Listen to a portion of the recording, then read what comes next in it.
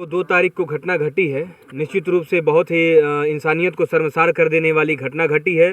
2 तारीख को जब हम लोग पूरा भारतवर्ष और पूरा विश्व गांधी के नाम पे अहिंसा की कस्में खा रहा था, उस वक्त जहां हम लोग इस गांव में मौजूद हैं, वहां कुछ नरपिशाचों द्वारा ऐसी घटना को अंजाम दिया जा रहा था।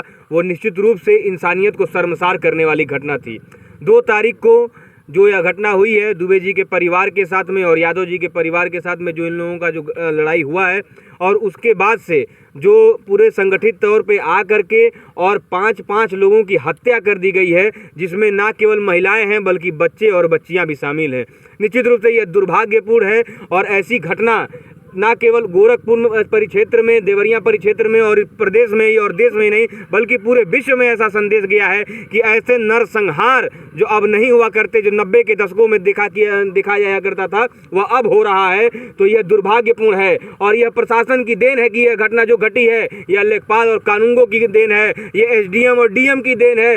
इन लोगों के द्वारा यह घटना करवाई गई है, प्रेरित किया गया है, यह पूरी घटना को अंजाम जो दिया गया है वो उन लोगों की देन है। मैं आप लोगों के माध्यम से, मीडिया के माध्यम से ये कहना चाहता हूं कि योगी आदित्यनाथ जी, जो आपने पैमाना तय किया है, जो पैमाना के चलते आप कहीं पे भी कोई घटना घटती है, जो एक हत्या होती है, जो एक अपराधी कोई हत्या कर देता है, तो आप उसके घरों पे बुलडोजर चलाने का काम करते हैं, आप उन अपराधियों के खिलाफ इनकाउंटर की कार्रवाई शुरू कर देते हैं। तो क्या यहाँ पे जो एक गरीब परिवार के साथ इतनी निर्मम हत्या हुई है, नरसंहार हुआ है, क्या इसके लिए भी आप कुछ करेंगे या नहीं करेंगे? केवल हवाई बातें करेंगे?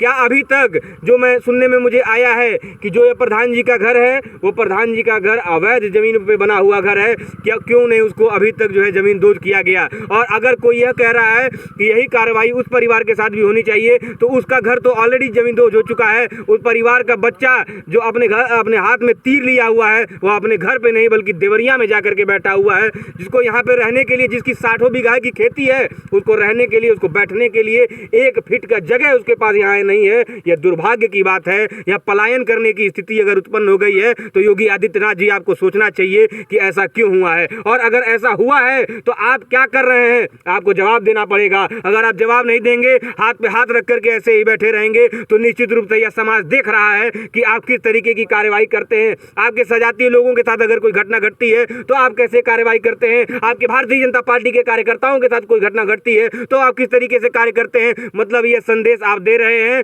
कि मैंने तय कर लिया है कि किसी वर्ग विशेष के साथ, किसी पार्टी विशेष के साथ अगर घटना घटती है तो मैं अलग पैमाना अपनाऊंगा, और अगर किसी गरीब के साथ, किसी मजलूम के साथ, किसी ब्राह्मण के साथ अगर कोई घटना घटती है तो मैं दूसरे तरीके से काम करने का काम करूंगा। निश्चित रूप से दुर्भाग्यपूर्ण है। मैं मीडिया के माध्यम से मांग करना चाहता हूं कि इस सारी कार्रवाई का प्रशासन निश्चित रूप से, आज 3 दिन हो गया है, जांच की होगी, त्वरित कार्रवाई करे, अन्यथा प्रदेश के जो ब्राह्मण समाज है और अन्य जो भी समाज है, इंसानियत के नाते इसमें कोई ऐसा नहीं है कि ब्राह्मण आएगा, हिंदू आएगा, सवर्ण आएगा, बैकवर्ड आएगा।